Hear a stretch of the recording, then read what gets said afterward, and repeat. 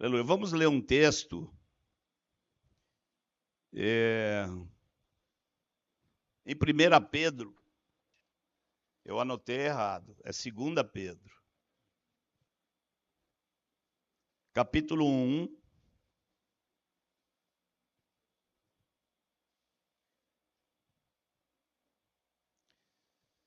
Versículo 19.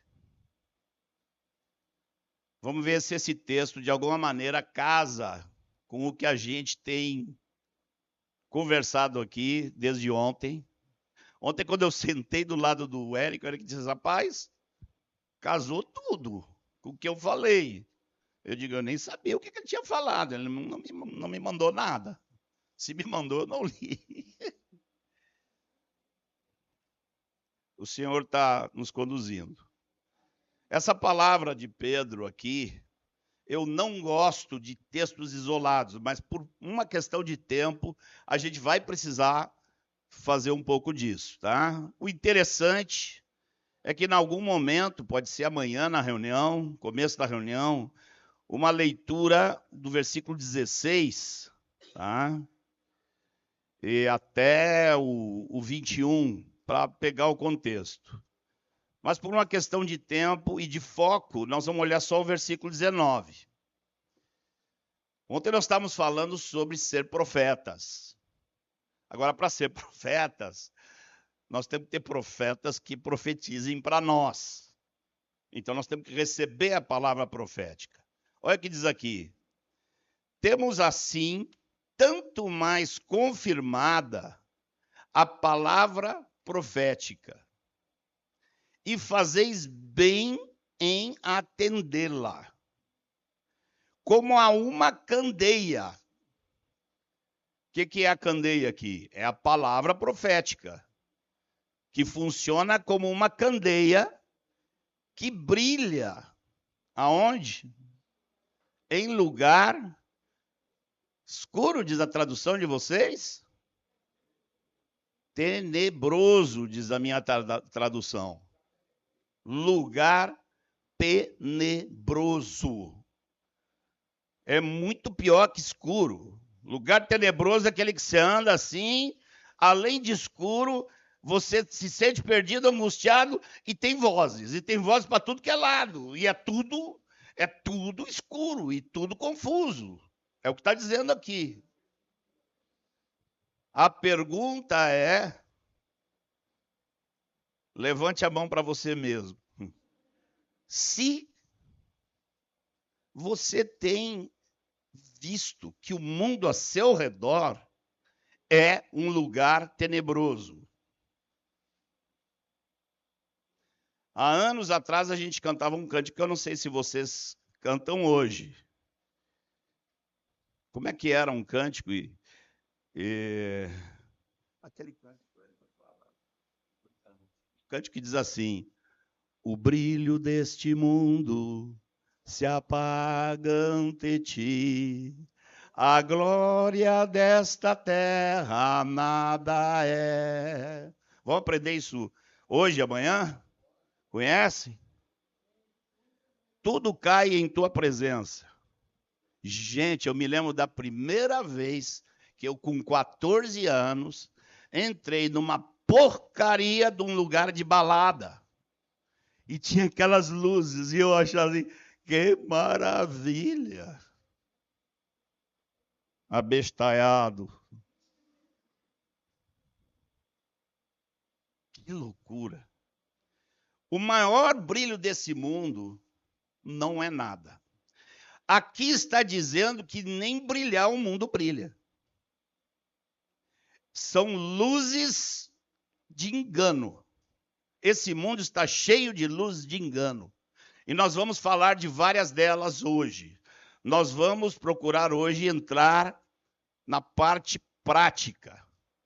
Eu disse ontem para os irmãos que eu tenho uma lista com 22 itens. Hoje eu selecionei para ver se a gente consegue falar de 6 ou 7. Ah? Mas antes de falar dessa lista tenebrosa, com a qual muitos na igreja se acostumam, tanto gente idosa quanto jovens, como a maioria de vocês, temos que falar dessa lista. Até quando? Até que o dia clareie e a estrela da alva nasça em vossos corações. Como é que você sabe se a estrela da alva nasceu no seu coração? Você pode ter certeza que ela nasceu quando você viu a riqueza de Cristo. Olhou para o mundo e fez: vai-te embora. Eu tenho agora 48 anos na fé. Uma vez eu fui tentado a deixar.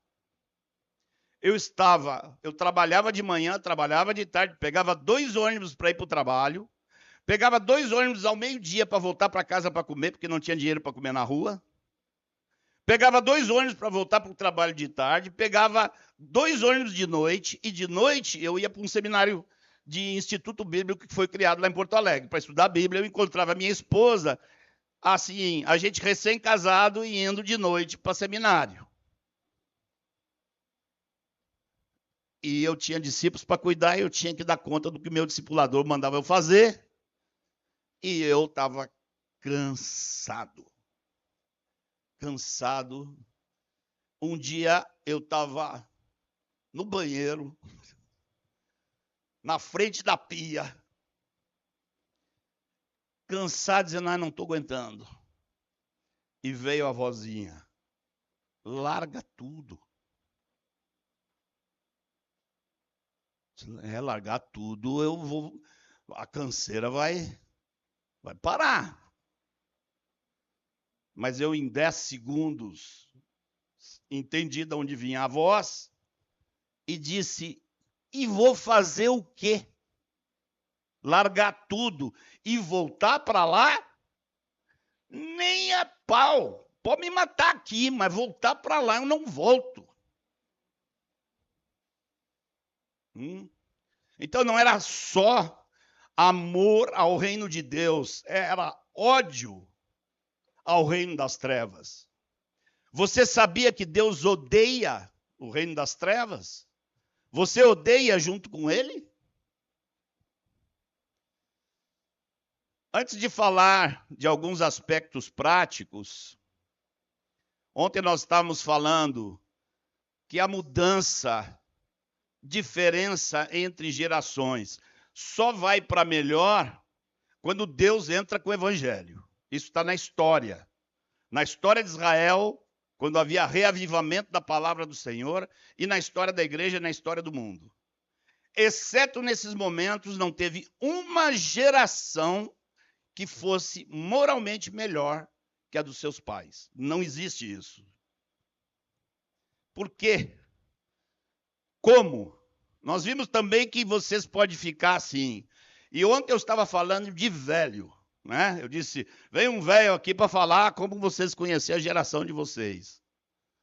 Mas não temos que falar só dos velhos como eu. Tem alguns aqui que alguns de vocês consideram velho e o cara não é. Tá? Mas vocês podem ver a mente dele muito diferente. Fabrício, por exemplo. Quantos anos você tem, Fabrício? 40. Aí uns que tem 15 aqui dizem: velho. O que importa é saber se é você ou Fabrício que conhece mais o absoluto, que é Deus. Quando eu vi que eu tinha que seguir as orientações do meu discipulador, eu percebi que às vezes ele me dá uma orientação que era mancada. Eu olhei assim: mas eu acho que está errado. Mas eu pensei assim, eu pensei com matemática, eu sempre fui muito matemático. Eu pensei assim: o que eu conheço de Deus é isso. O que ele conhece de Deus é isso. Talvez tenha uma coisinha lá que eu conheço que ele não conhece.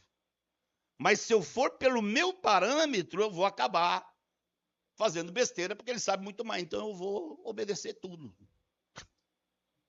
obedecei os vossos guias, diz a palavra do Senhor. Vamos falar um pouco de qual foi o processo que levou à realidade que vocês vivem hoje, que é o que nós vamos aqui, agora são 15:06, a gente pode ir aqui até 6:30, eu acho, fazer um intervalinho e pegar mais uma horinha depois, antes da janta. Tá? Então, nessa primeira parte, eu queria falar para vocês um pouco sobre o processo histórico. Nós não vamos ficar procurando os versículos para não demorar. Eu vou citar um versículo ou outro. Mas eu acho que todos vocês sabem que tem um salmo que diz: bem-aventurado aquele que não anda no conselho dos ímpios. Que trem é esse? O que é conselho dos ímpios? De uma maneira simples, é tudo que os ímpios aconselham. E é muita coisa. Paulo,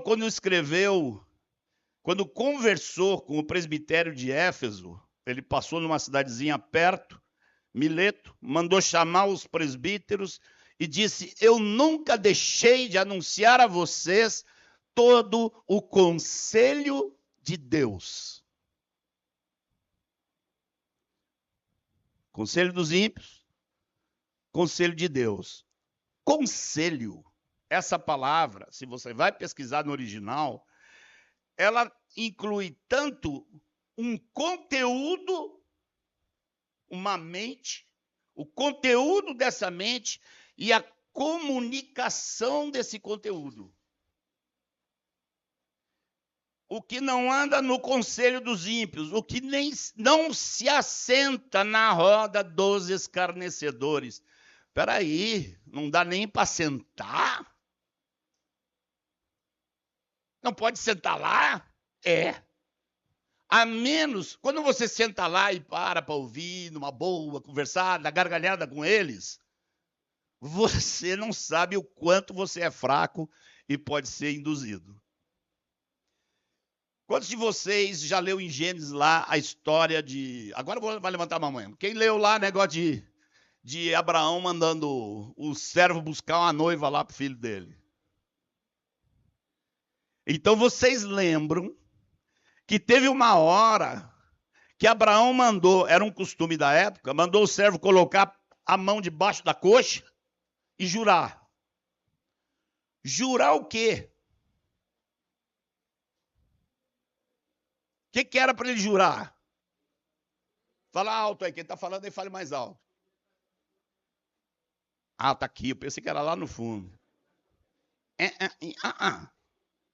Ele disse que ele ia trazer uma esposa. Não foi isso. Sem ir lá fuçar, alguém aí lembra? Hã?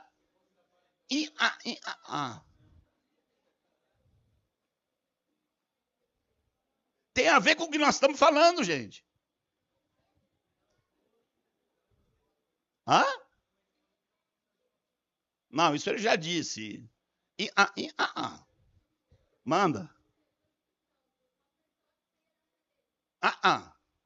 Isso aí era o mínimo do mínimo do mínimo. Hã? Gente, eu vou falar porque vocês estão tudo longe. Até a turma mais antiga, os presbíteros aqui estão... Não. O Abraão não tinha certeza do que ia acontecer. E o Abraão olhou para o cara e disse assim, vai que o cara vai lá e não acha. Aí se ele não acha, ou acha uma lá que ele não sabe se o Isaac vai gostar ou não.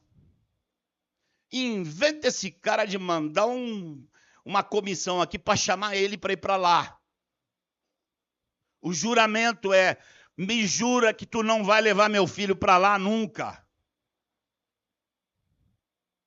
Porque Abraão tinha saído de lá sabia a porcaria que era aquele negócio, e ele sabia que se Isaac caísse lá, poderia, essa aqui é a sua e a minha fraqueza, diabo falando, ímpio falando, mentira. E nós temos uma tendência de somos patos. Jesus, por respeito, chamou de ovelha.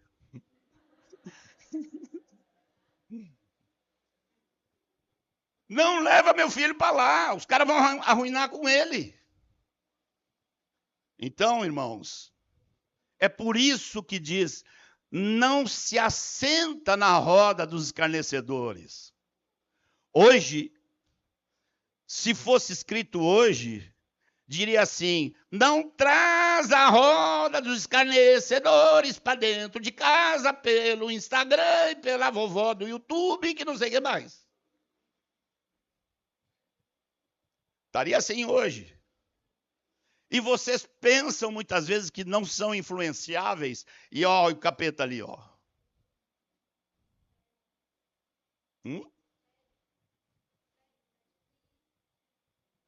Seriados. Ih, se eu começar a contar a história aqui, vai segurar por enquanto. Como é que isso aconteceu? Como é que gente como nós diz para vocês, gente, nós estamos na pior época da história, porque há uma defesa institucional do pecado em todos os meios de comunicação possível. Não se trata de que há pecado, pecado sempre houve, mas a defesa dele, no nível que ela está, esse é o problema. Quando Deus... Isso é um processo diabólico. Tá? Eu vou mostrar para vocês como é que ele funcionou. A palavra de Deus diz que no fim, Deus entrega tudo, o mundo inteiro. Agora, já que vocês... É um momento, está lá em 2 Tessalonicenses. Já que vocês não querem a verdade, então eu vou mandar a mentira para vocês. Está escrito lá em 2 Tessalonicenses, capítulo 2. Leia com atenção. Deus perde a paciência. Está perdendo e vai perder completamente. E nós vamos ler coisas sérias sobre isso ainda nessa primeira parte, se o Senhor permitir. O que Deus fez para que esse processo que acelerou nos últimos 200 anos, o que Deus fez para conter isso na história? Deus agiu para conter isso aonde? Qual foi a primeira ação de Deus para conter essa propaganda de pecado que um faz para o outro? Babel. E agora os caras estão se juntando aí, não tem mais fim. Vamos confundir eles. E Deus confundiu a geração humana toda que tinha ali. E ninguém mais se entendia, tiveram que procurar quem entendia para formar um grupinho e para não sei aonde, aí se espalharam. Os melhorzinhos chegaram na América e no Brasil.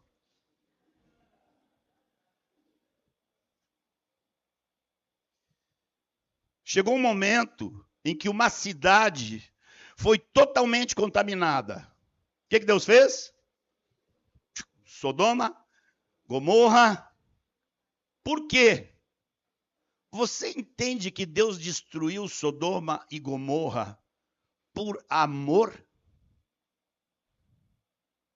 Você sabe como é o amor e como é que funciona o amor? Você percebe que foi amor de Deus pela raça humana?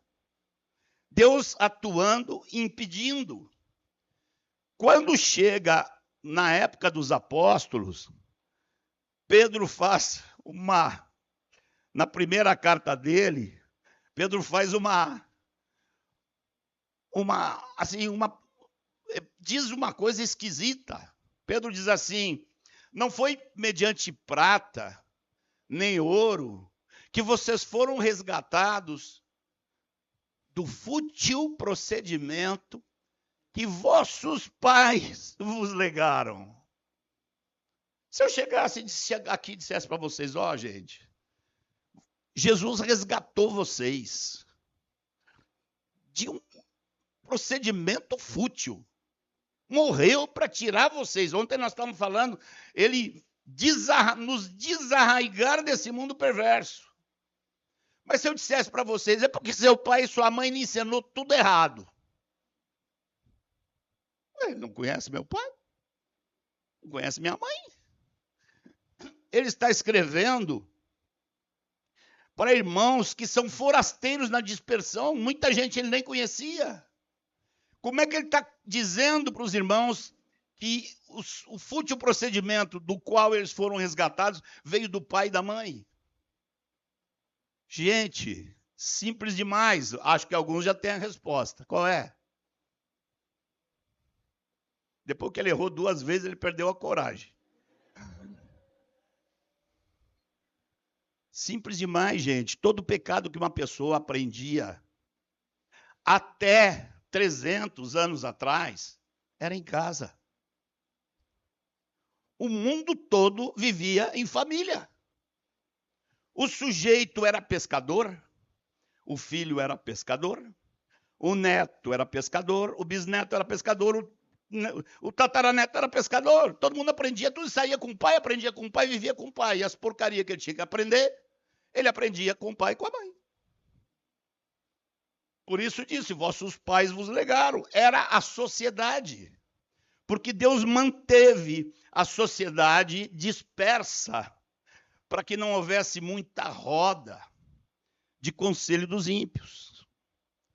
Vai chegando um tempo que nós entendemos que está se aproximando aceleradamente do fim. O que acontece na Terra? Imprensa. Opa!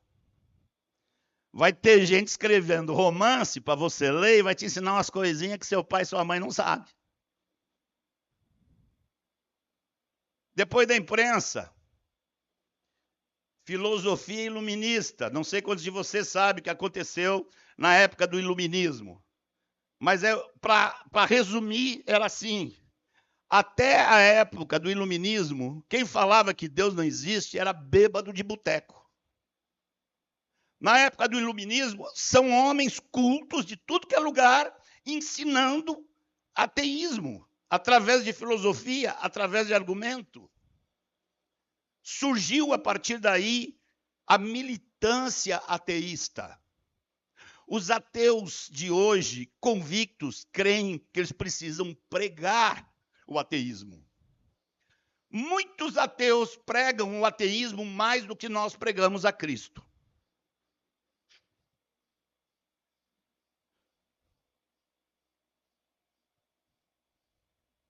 Depois disso, a indústria. O sujeito sai de casa, em vez de ir para o campo, vai para uma fábrica que tem 2.000 homens. Aí o que não bebia aprende a beber, o que não adulterava aprende a adulterar, o que não falava besteira aprende a falar besteira e as porcarias aumentam. Por quê? Porque o conselho dos ímpios precisa de espaço de comunicação. Bem-aventurado aquele que não anda no conselho dos ímpios, nem se assenta na roda dos escarnecedores. Antes, o seu prazer está... Esse é o absoluto. Não é o que eu digo, não é o que o Mano, o Eric dizem, não é o que o Fabrício diz. É a lei do Senhor.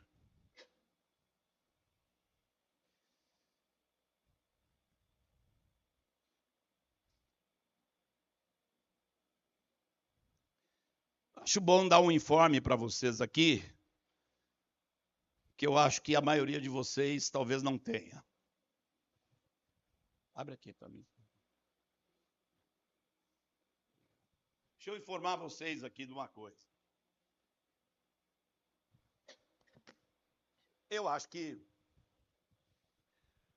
por menos que você goste de geografia, Você sabe que a Terra não é plana, né? Pelo menos isso, né? E você sabe que tem hemisfério norte e hemisfério sul. Em termos militares, há séculos que, para os países da Ásia, a zona estratégica é a Austrália. Ou seja, no dia que tudo estourar, a gente vai para lá e domina. A zona estratégica da Europa é a África. E a zona estratégica da América do Norte é tu e eu. Qualquer milico que estuda um pouco mais sabe disso. Tu e eu. América do Sul. Na década de 70, não sei se é... Quantos de vocês já sabe, ouviu falar, guardou na memória quem é um cara chamado Kissinger? Aí, ó, tem gente que sabe. É porque o cara é velho já, né? Mais velho que eu. E o cara trabalhou muito, principalmente em Ministério de Relações Exteriores nos Estados Unidos. Na época da década de 70, ele foi responsável por produzir no mundo inteiro um relatório. Você encontra aí nos Google da vida, relatório Kissinger. Não confunda com o relatório Kinsey. É outra coisa. O relatório Kinsey é... Nem procure, é bestagem. Mas o relatório Kissinger, o que trouxe esse relatório? Trouxe a informação de que o que restavam de recursos naturais no hemisfério norte e o que restava de recursos naturais no hemisfério sul. Pergunto para vocês, historicamente, as populações mundiais foram maiores no hemisfério norte ou no hemisfério sul? Onde é que tem mais riqueza? Onde é que tem mais riqueza natural? No sul. No sul. Principalmente que a gente não sabe nem explorar direito, né? Década de 70, pesquise isso, você vai encontrar talvez confirmação do que eu estou querendo dizer para vocês. Essa turma que dirige, que está por trás da direção das nações, que não são os presidentes. Não sei se vocês estavam na época que eu comecei a falar. Jesus falou: vejam os governadores dos povos, como eles os dominam. E como os maiorais exercem autoridade sobre eles. Eles quem? Os maiorais não exercem autoridade simplesmente sobre os povos. Eles exercem autoridade sobre os governantes dos povos. É eles que estão com o controle da coisa. Cada um de uma forma. No mundo eurasiano entrou o totalitarismo comunista. No mundo islâmico é uma religião. No Ocidente, tem décadas que eles perceberam que não tem como competir com essa gente com democracia. No mundo eurasiano, quem manda? Quem mata? Está lá o Xi, o Pu. Falei grego? Vocês não riram, não entenderam. O Xi Jinping, o Putin.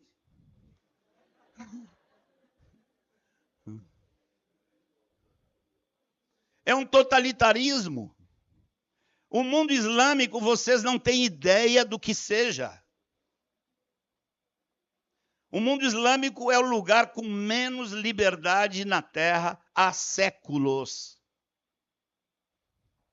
E no Ocidente, os donos do poder, os donos disseram, vamos vender para essa gente aí que tem um negócio bom que vai livrar eles, que se chama comunismo. Vamos encher a cabeça deles disso, porque não tem coisa melhor para dominar uma nação.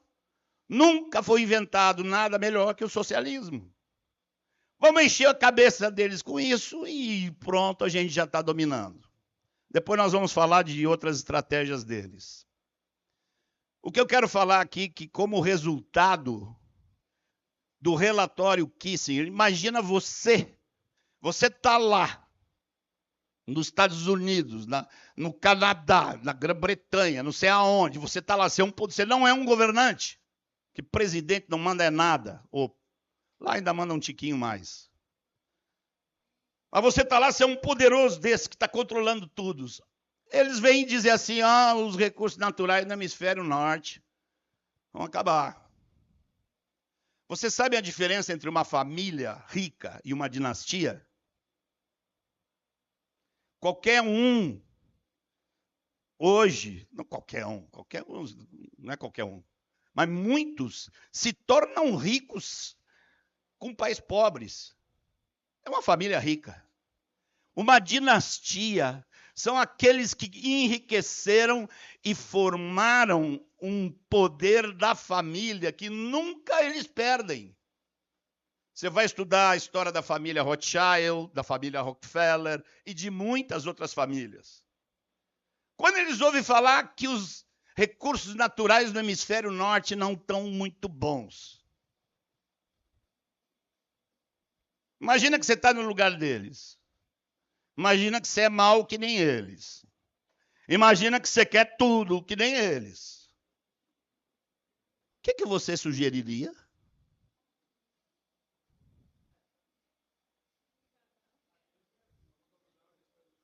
Você não.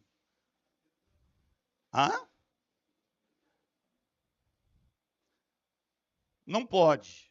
Eles sabem que não adianta. Vamos lá, vamos entrar, vamos pegar tudo. Não é assim, eles sabem que não funciona assim. Mas pode fazer outra coisa. Quem é que consome os recursos naturais? Quem consome? Você e eu. Hoje no café da manhã, no almoço, ó. Maravilha. Qual é o problema então?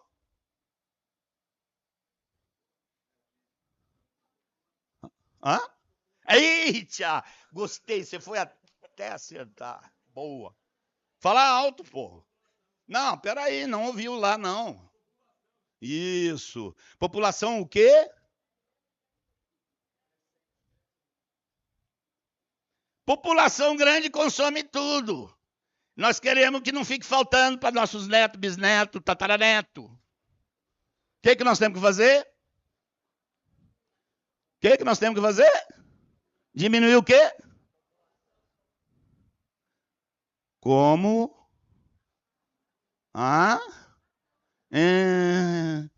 Vocês são muito inocentes. Fala aqui, bem alto. Impedindo de nascer. Vai lá e mata logo. Antes que saia da madre. E aí se espalha a defesa do aborto. Aí eu vou falar com o irmão diz assim, tem uma irmãzinha na igreja que... Eu já contei isso ontem, não contei? Por exemplo, qual é o problema? A menininha lá foi estuprada. É? A menina foi estuprada. Aí eu fui falar com um irmão que diz assim, não, tem gente aí que, tipo, vem assim, mas ela, coitadinha, não tem que pensar nela. É? Quem decide isso? É você que está nessa geração aí? Ou eu que sou na geração que não aceitava nada disso? Quem decide? Quem decide é aquele que disse, não matarás. Acabou, não tem discussão. Mas a menininha Quem está preocupado com essa menininha? Ninguém está preocupado com essa menininha. Ninguém para estudar que essa menininha, depois desse aborto, vai passar o resto da vida com crise por causa desse ato. Ninguém está dizendo que essa criança e milhares de crianças podem sim ser doadas, porque tem muita gente querendo adotar criança e não consegue. Cadê programa governamental para produzir isso? Não. Para que isso? A mulher tem o direito reprodutor. Gente, essa geração aceita. Eu estava dizendo ontem para o irmão, acho que a gente tem que começar a pegar aqueles filmes que mostram o feto dentro do útero, tentando fugir da arma, da espada que está querendo matá-lo. Ele vai para o fundo do útero. Há imagens provando isso.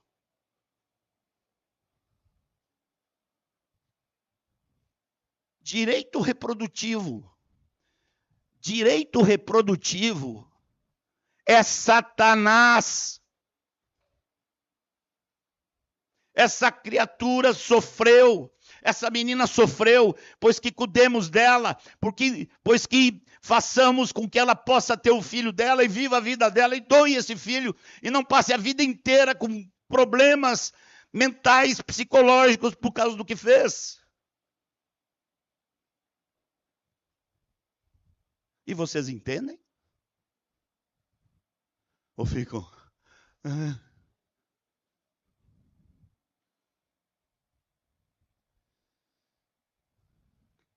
que mais? Além do aborto?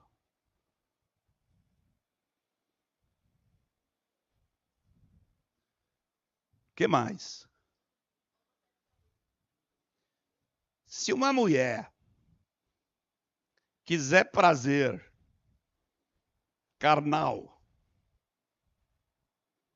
sem gerar filhos, qual é a melhor garantia que há? Não gostar de homem, ora. Simples. E os homens também não querem mais as mulheres. E vai nascer menos gente. E quando a gente tiver que ocupar o hemisfério sul, vai ter mais o que usar. Mas não é assim que eles vendem. Não é assim que eles dizem. Eles têm toda uma conversa que vai deixando você em dúvidas. E eu reafirmo a vocês, queridos, são tudo engenhocas tenebrosas, contrárias ao Senhor, ofensivas ao Senhor, que nós necessitamos, ao vê-las, estar escandalizados. E necessitamos condenar esse mundo, como fez Jesus, como fez João Batista, como fizeram os apóstolos. Foram profetas em suas gerações. Se você não sabe como é que funciona essa podridão aí, você não vai ser profeta, nem profetiza. Vamos ler um texto para entrarmos na nossa fala final aqui dessa primeira parte de hoje. Apocalipse, capítulo 19.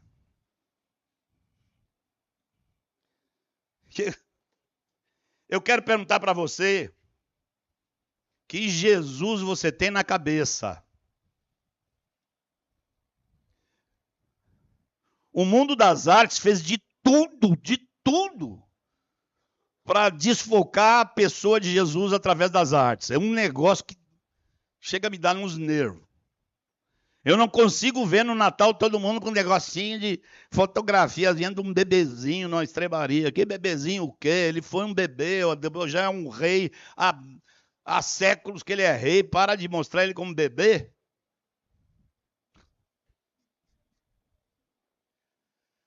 Eu gosto do meu Jesus como ele é. Não precisa fantasiar Jesus para mim, não, porque quanto mais eu leio, mais me apaixono. E gosto de tudo. E gosto dele brabo também. A pergunta aqui é se nós estamos, na nossa fé, condições de gostar do Jesus brabo. Pois botaram um Jesus sempre, assim, pega o artista mais bonito lá, não sei de onde, e bota lá, é Jesus. Isaías disse que olharam para ele e não viram beleza nenhuma. Devia ter um narigão desse tamanho assim.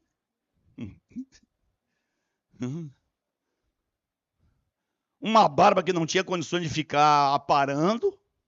Aquela barba toda desgrenhada.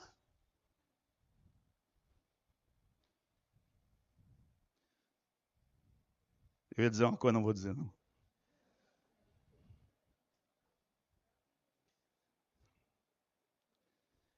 Versículo 11. Apocalipse 19, 11. Vi o céu aberto, e eis um cavalo branco. O seu cavaleiro se chama Fiel e Verdadeiro.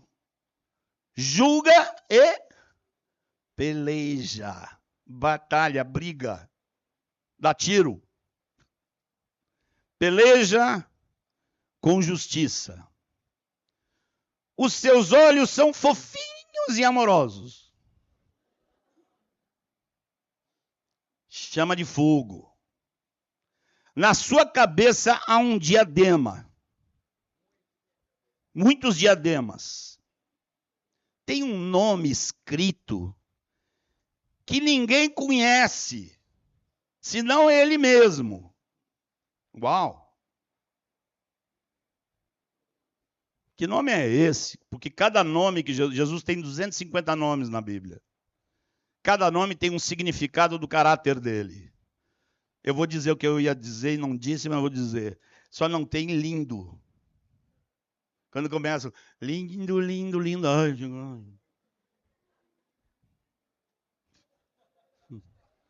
uma vez eu disse, mas não é lindo, é o cachorrinho da vizinha. Jesus é pura glória. Lindo é a gente usa aí para uma paisagem. Minha mulher ceguinha dizia de mim. Tadinho. Acabei falando, né?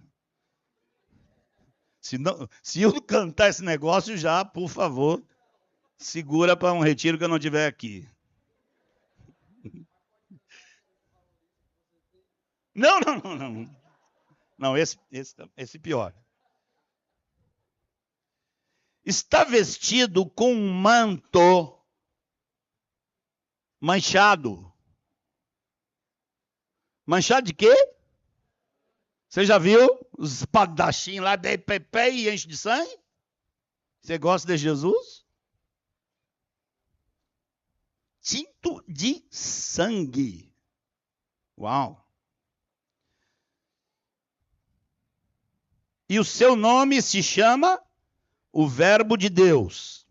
E seguem-no os exércitos que há no céu, montando cavalos brancos com vestiduras de linho finíssimo, branco e puro. Sai da sua boca um mel. Não, sai. Da boca dele sai mel, mas aqui está falando de outra coisa. Uma espada afiada para cortar os legumes para nos servir refeição. Como é que diz aí? Para ferir as nações. E ele mesmo as regerá com uma bela democracia, com cetro de ferro, e pessoalmente pisa o lagar do vinho do furor da ira do Deus Todo-Poderoso. Quem se alegra em ver esse Jesus? Diz, é isso aí, Jesus. E nem apareceu ainda mais sério, ó. tem no seu manto e na sua coxa um nome inscrito: Rei dos Reis e Senhor dos Senhores. A Bíblia diz que ele vai julgar as nações, mas muitos textos deixam claro: ai, ai, ai dos reis. Ai, ai, ai, pobre dos reis.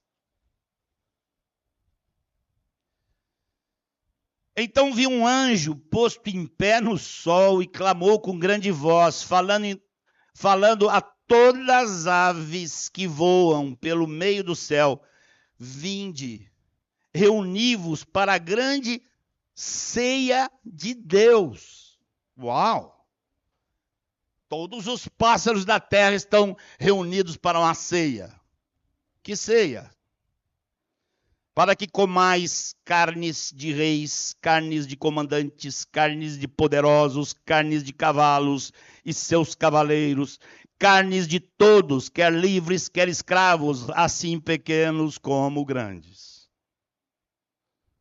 Você gosta desse Jesus?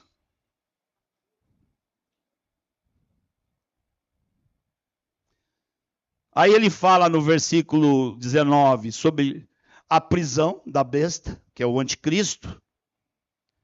Versículo 20, ele fala que a besta foi aprisionada e o falso profeta com ele. E no versículo 21, lembrem, aqui está uma descrição da última batalha. Quando as nações da terra vão se reunir no Vale do Megido para batalhar a batalha final contra Israel. Um dos itens que nós queremos conversar depois, se o senhor nos permitir, é o antissemitismo. Os restantes foram mortos com a espada que saía da boca daquele que estava montado no cavalo. Uau! E todas as aves se fartaram das suas carnes. Gente, se Deus não tivesse essa ira contra o pecado que está exposta aqui, Jesus não precisava morrer por nós. Jesus morreu por nós por causa disso. Você nunca ficou com raiva vendo um filme quando um sujeito faz uma maldade muito grande e chega lá e o juiz, em vez de julgar, libera ele. Ele fica, poxa, esse miserável não foi condenado? Se você e eu, que somos pecadores, ficamos bravos com isso, quando a maldade não é castigada, imagina um Deus perfeito. Um Deus com justiça plena, pura.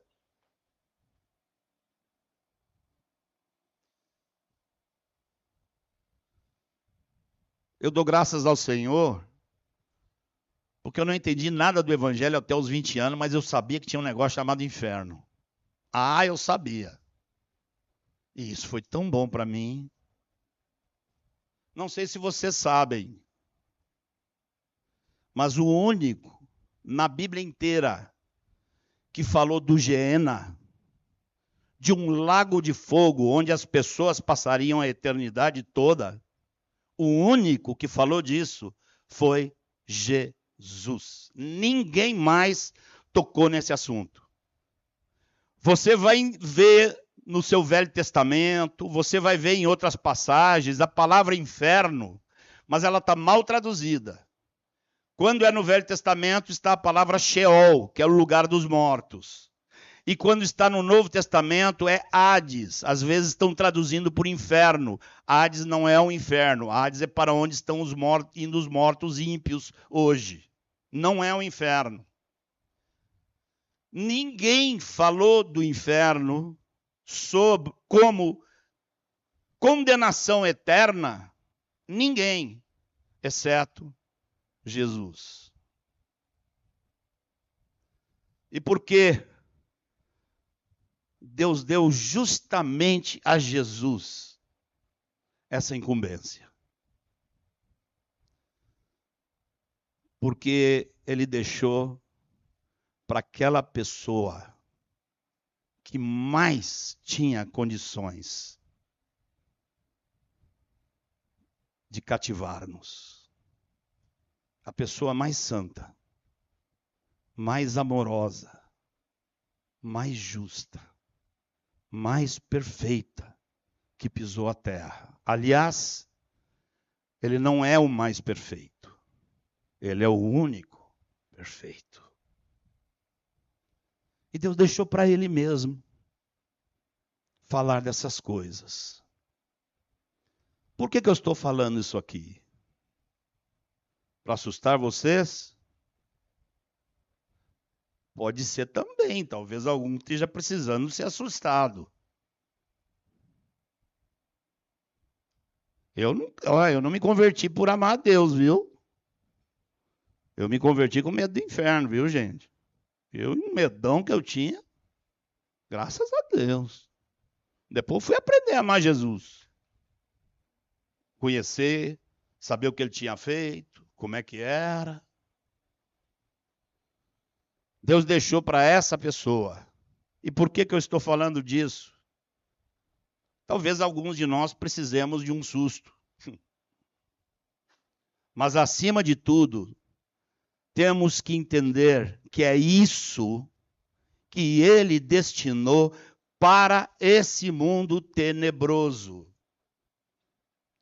Ou você vê esse mundo como um mundo tenebroso, ou você cai na conversa dos, sei lá eu, influencers. Nem sei como é que estão chamando esse povo. Gente que está por aí na internet falando qualquer coisa. Induzindo a sua mente. Senhor, ajuda-nos nesse dia, Senhor, a discernir essa geração que nos rodeia. A discernir segundo os teus conceitos, segundo o teu juízo. Juízo que nós vemos aqui em Jesus Cristo, nosso amado Senhor. Ajuda-nos a ver, ajuda-nos, Senhor, a denunciar. Ensina-nos a ser diferentes e a denunciar o que há no mundo. Nós te pedimos em nome de teu Filho Jesus. Amém, Senhor.